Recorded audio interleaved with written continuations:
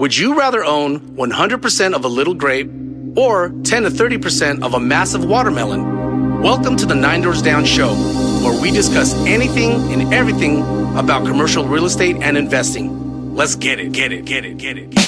Nine Doors Down. John Lopez. Nine Doors Down. Hi, this is Tony Rose. Nine Doors Down. Hi, this is Anthony Pimentel. Educating, capital raising, networking. Nine doors down. Nine doors down. This is called a show.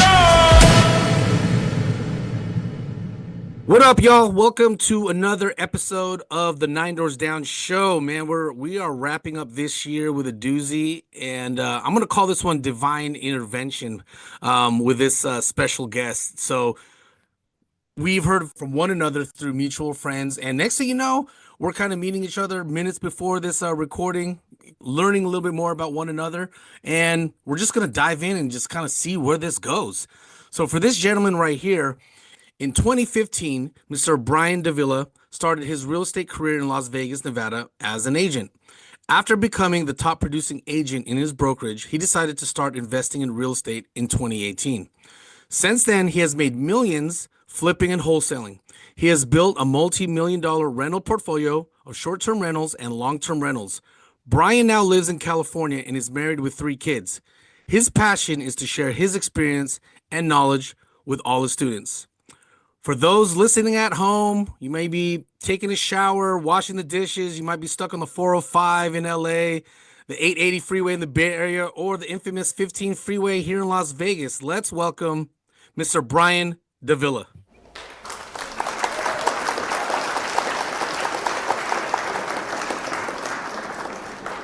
Thank you so much. That was a great intro.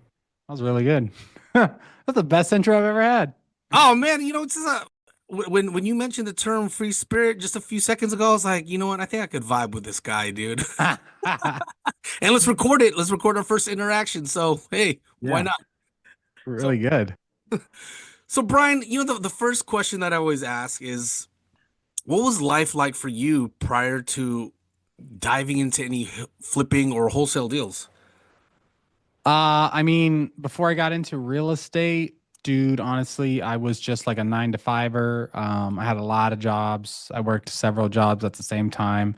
I've always been ambitious, but I didn't have like a direction.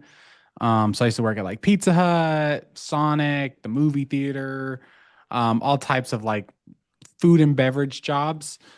And yeah, I was just hustling. I had my first child at 19. I grew up with like a little bit of a drug addiction and some trauma. So I was just, trying to figure things out until I got into real estate. And then that's kind of like where my life kind of started turning into a new direction. Now, what was it about real estate that kind of drew you in? Or better yet, what was like the specific red pill moment? Like, this is the path that I'm going to dive into. So I used to own a barbershop.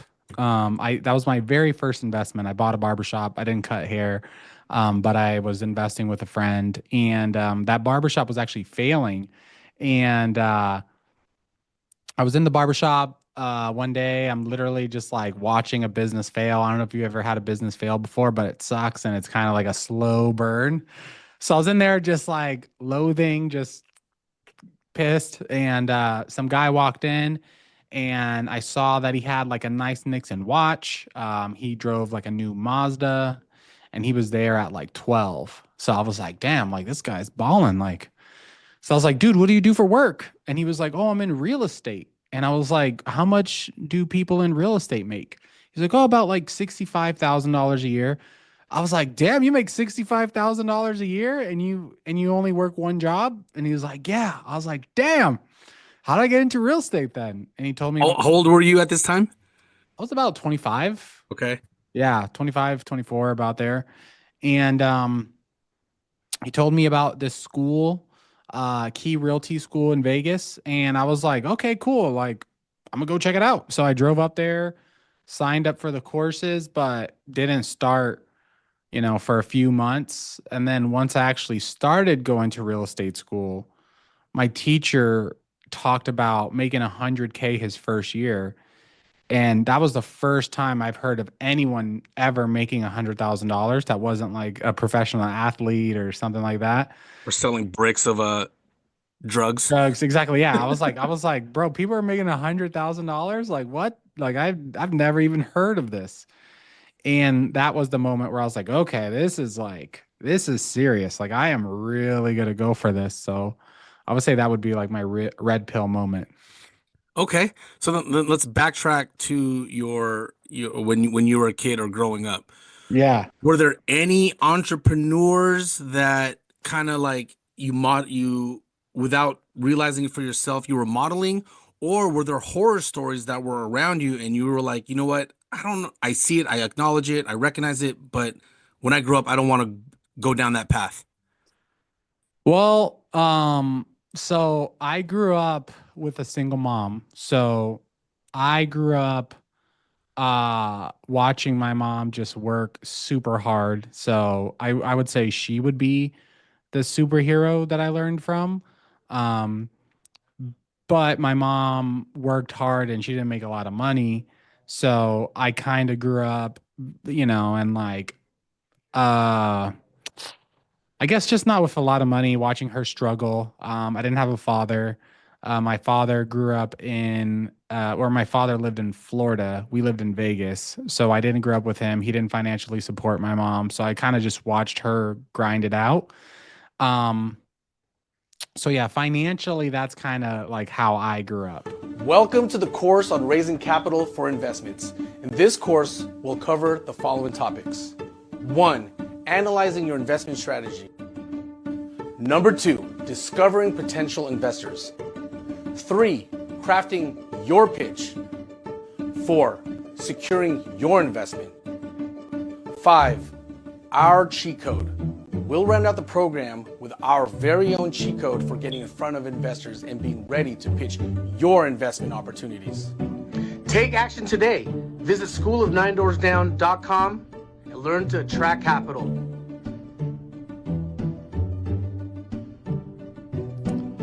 Gotcha. Okay. Any siblings with yourself and your mom? Yeah. I had little siblings, so I would help take care of them, and I watched, my mom support them. So yeah, I would say financially, it wasn't terrible, but there were times where it wasn't good. So that's kind of why coming into like someone saying they make $65,000, I was just like, holy hell, like this is crazy. That's like $5,000 a month. Like that's a lot of money. I was making my tax return before I got into real estate. I made $39,000 a year. Yeah. So Net. yeah, that was like that was my actual tax. I posted my tax return one time. That was my tax return, $39,000 a year. So I just like, damn, like 65K is a lot. I Yeah. actually need to make sure I go save that because I think I threw it away. But yeah, so that's kind of what I was coming into when I started in real estate. It's funny that you mentioned the tax returns of of an active business. Now, I know you flip and wholesale. Do you also hold properties so that way you get your K1s and bonus depreciation? Yeah. I own some rental properties and all that. Yeah. How did that feel when you first when you did your first year of taxes as a real estate investor? I mean, taxes suck, honestly. I mean, God's blessed me and blessed my business like incredibly. So honestly, like I've always had to pay a lot of taxes. Even when I buy rental properties, I haven't yet bought enough rental properties to offset 100% of my tax bill. Um, I think because I grew up in such a struggling financial mindset, I've always been very extremely frugal. So my expenses on my business have always been extremely low. Like I think right now we spend maybe on marketing a few grand a month and then potentially, we could make seven figures. So when you're making a lot of money and you don't spend a lot, you actually have to pay taxes. Like that's how I usually gauge how much people make is if they're telling me they make seven figures, but they don't own 40% is any going Uncle Sam. rentals. Yeah. And 40% is not going to Uncle Sam, then I know they're kind of just telling me revenue. So my revenue is like crazy high, but I've always just focused on like net. Yeah. Um, so yeah, that's kind of that's been my journey with taxes. Not a good one. Yeah, yeah, yeah. 'Cause, before we further dive into your real estate experience, so my partner and I, so we've been in the multifamily self-storage space heavy since like 2020, but we're now we're looking at acquiring or investing in businesses that are owned from baby boomers, and one of them we're looking at HVAC companies, electrical companies, as well as barbershops. From you, I from would stay your away from you would barbershops. stay away from the barbershops. Yeah. Please elaborate for my own knowledge. I mean, they're just not profitable. Like, just do the math. Like, how much do they, have you looked at them at all? No, honestly, as far as a barbershop end, it's probably only been like in the last 30 days. But as far as like HVAC and buying Yeah. the value add existing businesses, that's been on our radar for like the last year. Yeah. I mean, I could just, and this is just my personal thoughts and then coming from real estate, right? So let's say a barbershop has, to make it simple numbers, 10 chairs, right? And you charge the barbers 150 to $200 a chair a week, right? So 200, and then let's say you're not a barber, so we're just going to take them all the same. 200 times 10 is 2,000, right?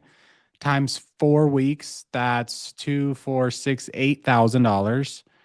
That's the revenue ceiling right there when you don't Mm, cut hair. Now right. you have to start deducting all your rent, Expenses. your overhead, your blah blah blah blah blah blah blah. And then if someone's going to manage it, what do they get paid and how do they get paid? Are they not paying the barber chair, or what is it exactly that they're getting paid? How is there some sort of revenue? So we're in real estate. I mean, I could do one deal and make $100,000. So why would I go buy a barber shop to hopefully make 30 to 50K a year in that? Hopefully, if everything goes I right and all the chairs pay and people don't leave and blah blah blah blah blah. It just doesn't make sense. Where an HVAC or an electrical company, the ceiling of revenue is way higher than a Yeah. barbershop. So personally, I would never invest into a barbershop again, but that's just me. Well, I appreciate the feedback, man, and guidance of that. Yeah. Just like it's in the last few years we went so heavy into passively investing, right? Passively investing, where we hold these apartments and self storages, but now we're like, okay, we need to balance it for our investors, looking for some debt deals on top of our equity deals that we have for our investors, and so now we're looking at certain businesses that physically can't really be touched by AI, though the marketing and and the operations, definitely AI is going to have a big effect on it, but just kind of ride that that silver tsunami that's kind of ahead of us. But I definitely appreciate your input, man. Yeah. And I And could be completely wrong, but yeah, I would just say look at the numbers and you got to do your own due diligence, obviously. but this is why sometimes it's a God's grace we meet on a podcast and Yeah. we have this Yeah. conversation, dude.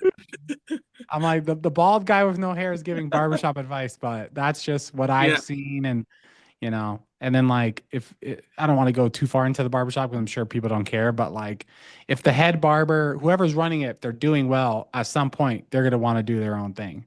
right, right. You know what I'm saying? So there's I, that I also. I do believe that, when you first own a business, or even if you don't own a business and you're a W-2 employer or 1099, your end goal is always to acquire real estate, no matter what. And Yeah. so I agree with that.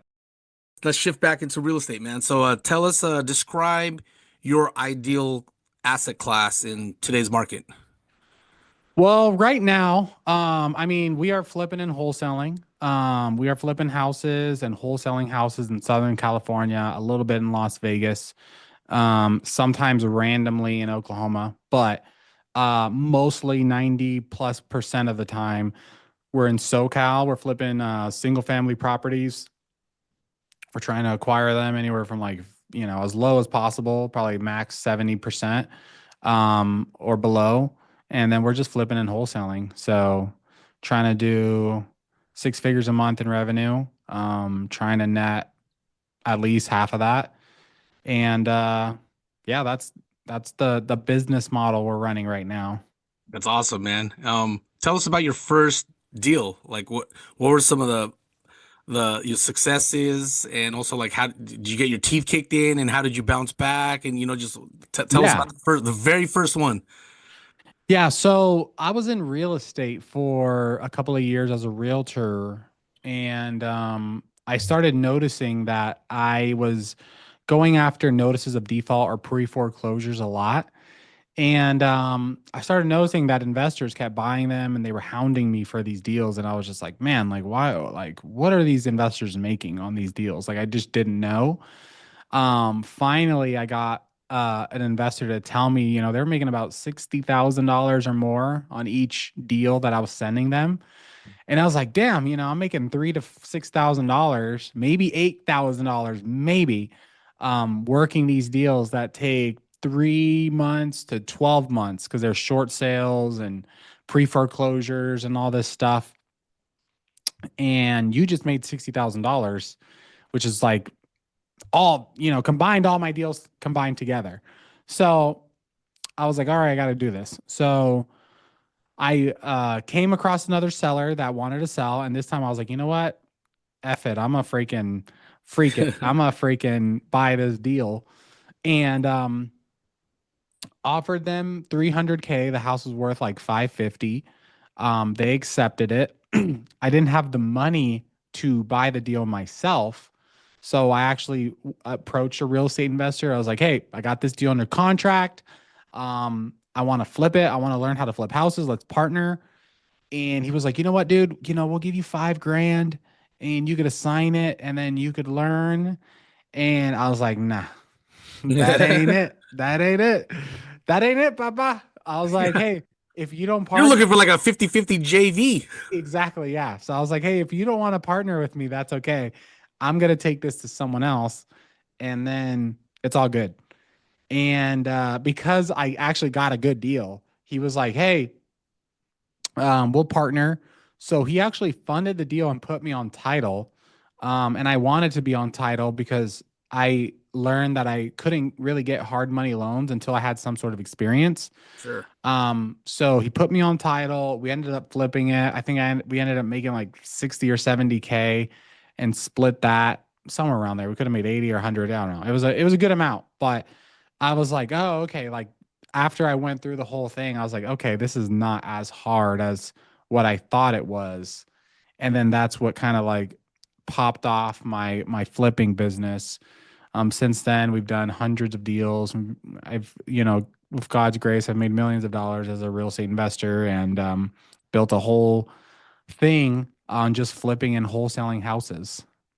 I love that, man, because just earlier today, like this on my YouTube feed, this Jordan Peterson video popped up, and it was called "Choose Your Suffering," right? Mm-hmm.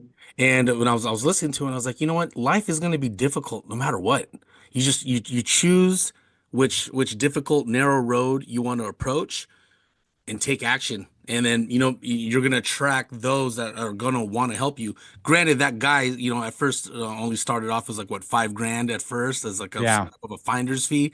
Then eventually, he put you onto title, and then that kind of like, spearheaded the rest of your venture, man. Like, as you know, I host many meetups out here with Investors Club Network with a bunch of buddies of mine, and every now and then we also do meetups in San Diego, LA, as well as the Bay Area. But Oh, okay. people always ask take to dive into real estate because, in my opinion, with real estate, the problem is there's too many ways to make money. And so Mm-hmm. it's hard to start with that one narrow niche, right? But what Yeah. advice would you give to that one investor who's been working at a W-2 for the last 15, 20 years, or he might have a barber shop somewhere in North Las Vegas that wants to, dive into more. Yeah, I think what I always tell people, you should learn how to flip and wholesale real estate because once you learn how to flip and wholesale real estate, then you could buy rentals, then you could do creative finance, then you could do all these things because you learn the fundamentals of real estate investing, which is, financing. You're going to learn how to finance properties. You're going to learn how to rehab properties. You're going to learn how to comp properties. You're going to learn how to locate distressed properties because that's the main thing. If you learn how to find good deals, you'll make money. You could do Airbnb, you could do rentals, you could do flipping, you could do wholesaling, you could do all the strategies if you learn how to find distressed properties that are below market value. Yeah. I am not a fan of buying properties for market value, even if it's creative financing. I am a big fan of just buying below market value deals. And then once you find them, picking the best strategy on what to do with them. Yeah. So that's the main thing. Learn how to flip and wholesale real estate. Stay away from Airbnb, stay away from rentals, stay away from, buying properties, creative finance to hold. That's what I do. And I don't really do anything else. I have bought Airbnbs. They didn't work out. I have rentals. They don't cash flow. They help with Yeah. write-offs. You're lucky if you get like 250, $300. Yeah, yeah. With Biden's inflation, like there's nothing that's not doing anything. Yeah. So I think learn how to flip and wholesale real estate, and then once you start making a lot of money, then go out and buy rentals that will help you build your wealth. I love that, man. I love that. So, yesterday I read an article that the Las Vegas market was the highest in the nation of institutional investors. And yes, they're pooling the wholesalers and flippers and mom and pop operations or two or three friends. You want a joint venture on a single family deal. So I'm not in single family whatsoever. The only single family property I own is the house I live in here in Vegas. Yeah. The next city that had the highest increase of institutional single family investments, I forget what city it was, but it was like 14% versus 28%. And then I'm reading in the comments, and I read all the comments from those that do not have the investor mindset, so they're just complaining, right? And then Yeah. I would read the comments of these guys who are like, so if I partner on with two or three friends of mine and we take down a house that's 300,000. ARVs like 550 or whatever, and I put like 70K down, that should be a no for us because we're piled into the institutional investor term. Yeah. Just curious, what is your take on that topic? I mean, dude, I don't care. People complain about everything. People hated Jesus. People hate Trump. People hate Kamala. People hate investors. People just hate. So like, I get people. I get hate when I teach people how to do real estate. I get people who send me a DM. They're like, you shouldn't be teaching people this. It's already saturated. I get hate because people say, oh, you shouldn't be buying real estate. You're sucking up the inventory. I get hate. People just hate. So I don't even care. Like literally, I just don't even. That's not even like in my mindset at all. I don't care what people hate on or what they think or any of that. The only person I care about is my Lord. Amen. And the rest of the world, they could hate, and I feel bad for him, and I feel like, hey, great. Another thing, like social media is not real. I don't care what someone in the comments said and what they think and blah blah blah blah blah blah blah. Like literally, the more learning and getting closer to Christ, I'm just like, bro, this is not real. It's literally, social media isn't even real. It's just, I almost think it's a spiritual distraction device where Dude. you could go on there and it could just suck up as much time as possible and fill your head. It's almost like overeating junk food, where Yeah. like we know if you sit down and you eat a bag of Cheetos and a thing of Coke, you're not going to feel good. It's the Yeah. same thing with social media. You spend days and days and days, and this accumulates to years and years and years of your time that are just wasted. So like I believe in, if you want to come on here and learn real estate, come in, get your real estate and get out. Come into social media seeking positive things, but get out, because besides that, it's all just a big waste of time and distraction. It's one big death scroll, man. It totally Yeah. is. Yeah. Yeah. And it And sucks because I'm in the social media space and I make money from social media from coaching, not like Instagram or YouTube doesn't pay me enough for it to make sense. But social media can be used for, good things like learning, finding other people, XYZ. But it's also it's so close to being just not even worth it. Yeah. Most of the most successful people that I know are not on social media. And they're quiet. Yeah, they're not, they don't have the followers. No. They literally they have like a an emoji as their screen and maybe two pictures, and they, because they're just, maybe they're older or whatever the case may be. And I'm learning more and more that social media isn't real. So when people hate on XYZZZ, I literally could, I just don't even, it's not even that I dislike it. I just don't even think about it. Yeah, you found your own lane. You know how to wiggle through your own lane that Brian created for himself, which Yeah. not a lot of people have the courage to create a lane for themselves. Yeah, and I think and I have, there have been times where someone leaves a comment and I am just pissed. So I've been there where I'm just like, dude, I can't believe this guy just said that to me, blah blah blah. He questioned my faith and he questioned this and he questioned that. And it is what it is. Like, I have to, when I'm in my right mind, I'm just like, oh, okay, this person is, they left the comment. It's almost like they left a piece of trash and they're just on into the to the rest of their life. And I'm Yeah. over here just pissed about it for a whole day. So yeah, I gotta like make sure I keep myself in check on that. You know what? I want to ask a question that I've never asked before on this podcast. So I'm a Oh, that's believer good. myself, right? Um, I'm curious because like the more and more I get into my faith and my walk, right?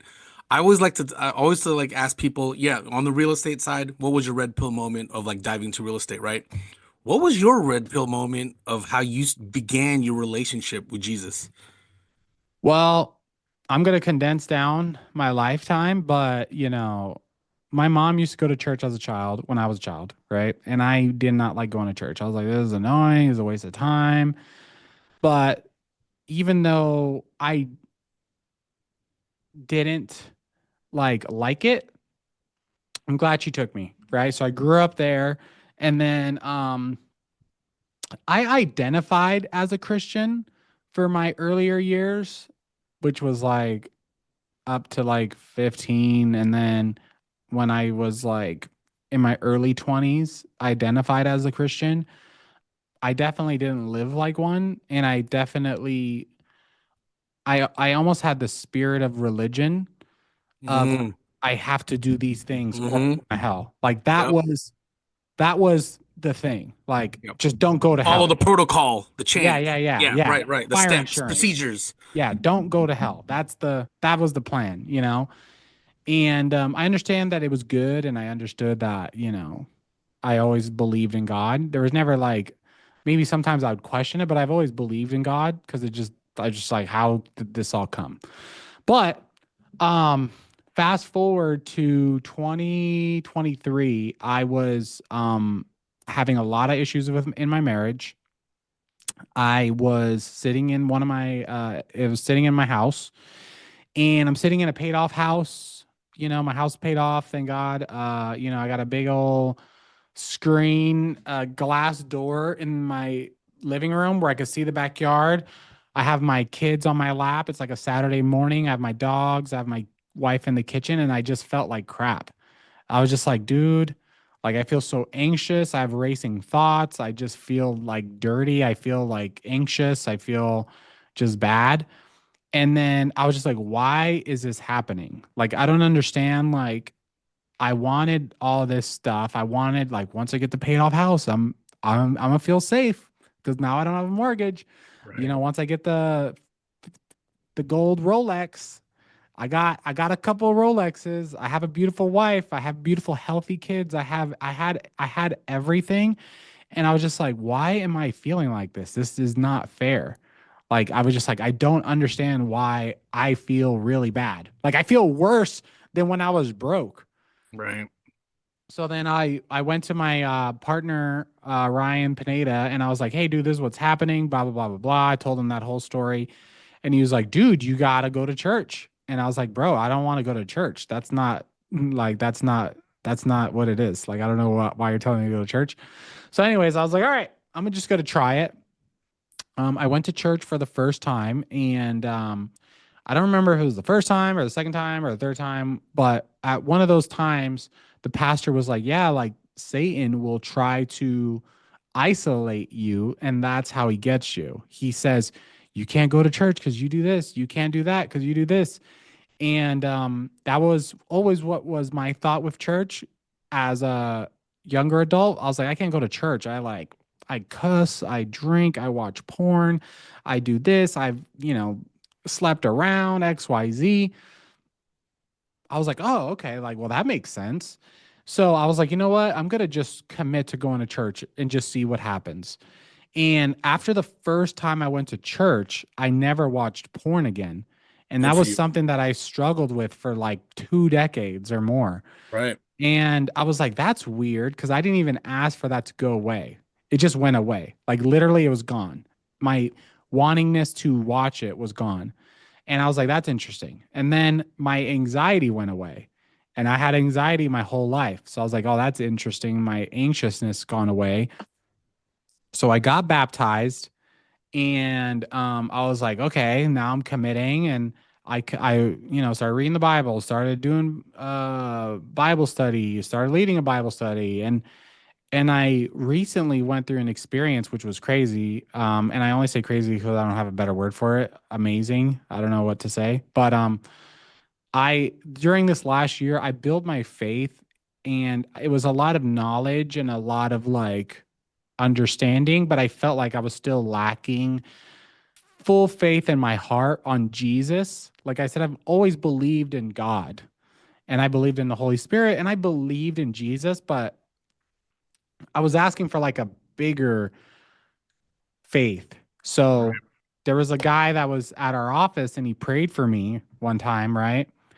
And he anointed my hands with oil, and he anointed me in the name of the Father, Son, and Holy Spirit. He prayed for me, and I just started and I'm condensing this down because it's going to be a 20-minute story, but Dude, this could be a 3-hour podcast if we don't condense yeah. it. So I'm I've never asked this significantly. question before, Brian. Something compelled me to ask it, dude. That's good.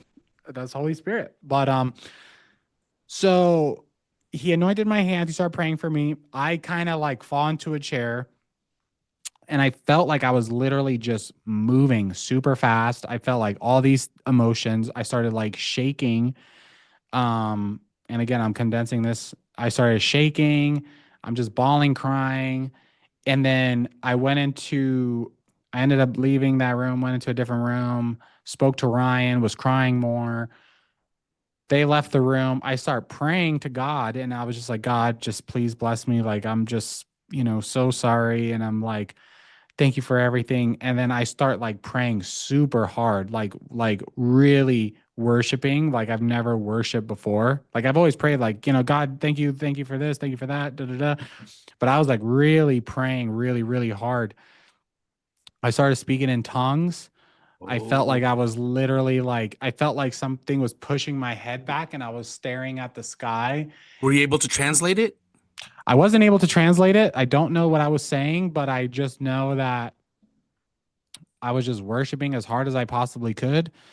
And then I feel like that was like, I feel like most people's faith is like this. Like, if you stick with it, right? You learn about Jesus, you're like, this is cool.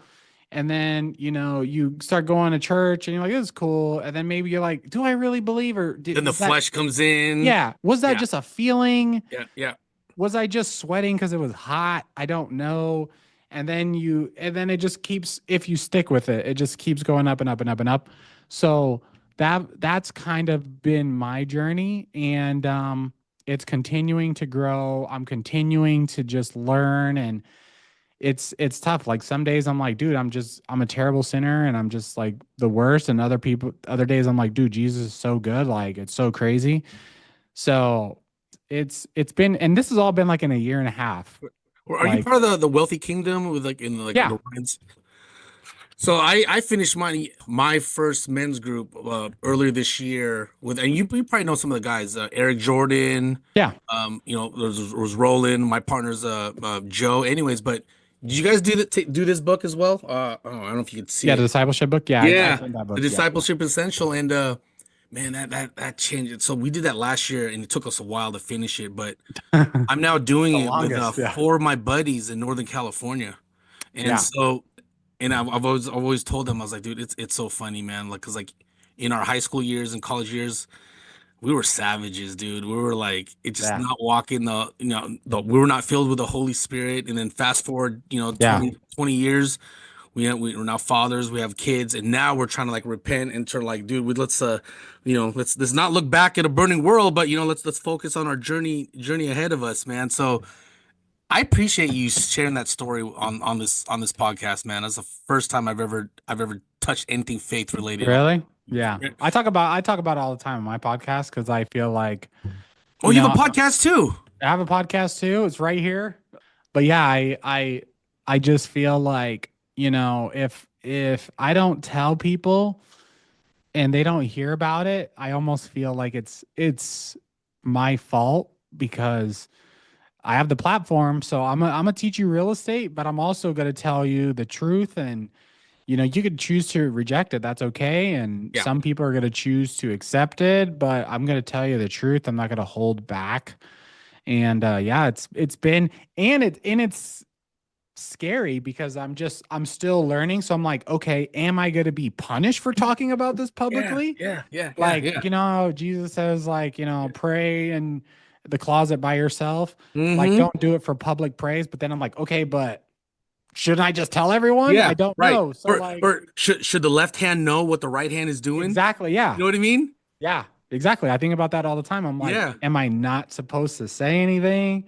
And I'm just ruining all my blessings. And I'm just, so I don't know, but I just know that what's happened to me. And, hopefully Father God is happy with me. And I'm just trying my best. Man, I love it, Brian. We got to connect after this podcast. As we wind things down for time purposes, I just want to ask a few questions for the lightning round. Yeah. The first question I has, what is Brian's superpower? Brian's superpower.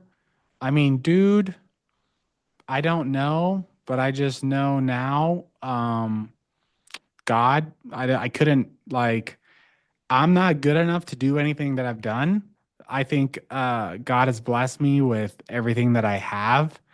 And before I thought I worked hard, but really I think I'm just blessed. Love it. I love it. I'm gonna say yours is faith then. Right now, yeah, it is. Okay, awesome. All right. Question number two.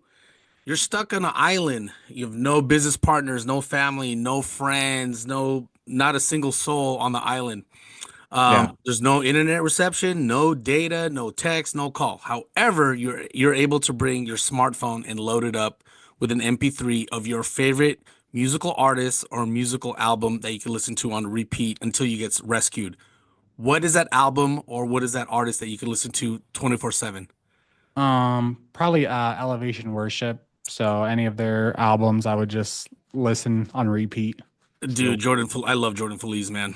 yeah, yeah. I Yeah. like them too. I like all of them. Yeah, man, that's the first answer on this podcast to talk about elevation worship. Last question. I don't know if you like to travel. Hmm. I don't know if you prefer to vacation in a mountainous region or vacation on a tropical beach. Hmm. Which of the two would you prefer to go to on your next vacation and why? Honestly, I really like going. I live in Vegas now, but I really like going to Southern California. Like I like that it's just right there. I like the beach. I like the vibes. I love Laguna Beach. Like I love to be in Laguna Beach during the evening. It is such a vibe. Like I just can't explain it. I hope one day I could live there or even La Jolla. I don't know if you've ever been to La Jolla, Oh yeah, California, but yeah, La Jolla is definitely. such a vibe. Like all SoCal is, it's not even like the perfect water and everything, but there is just like something special about SoCal. So I just love Southern California, like Orange County and all those beach cities. Yeah, man. I mean, we used to live in West Hills, man. So we used to go to Malibu all the time. We'd take the track to Redondo. Every now and then we'll stretch out even further to like to Dana Point. So Yeah, there's definitely something grounding when you dip your toes into the sand, into the ocean and all that stuff. yeah, 100%. Tell our listeners, how can they get a hold of you? Maybe look into Mhm. some partnership opportunities with you. Maybe they're funding some of your deals, websites, phone number, emails, maybe social media. Now's your time to share. Yeah, I mean, I'm most active on Instagram, and then I do have a podcast, the Wealthy Investor Podcast. Awesome. But yeah, my Instagram's the Brian Davila, and yeah, just reach out if you want to connect. All right, for those listening at home, make sure to follow Brian. I only met this guy 15 minutes before the podcast, so I think you're Yeah, gonna like this guy. yeah. But for those listening again, please like, share, follow our episodes of the Nine Doors Down Show. You can find us on YouTube, Spotify, TuneIn, Apple Podcasts, and pretty much all your favorite platforms. On that note, this is another edition of the Nine Doors Down Show with Mr. Brian Davila, and we out. Thank you. Peace. Peace.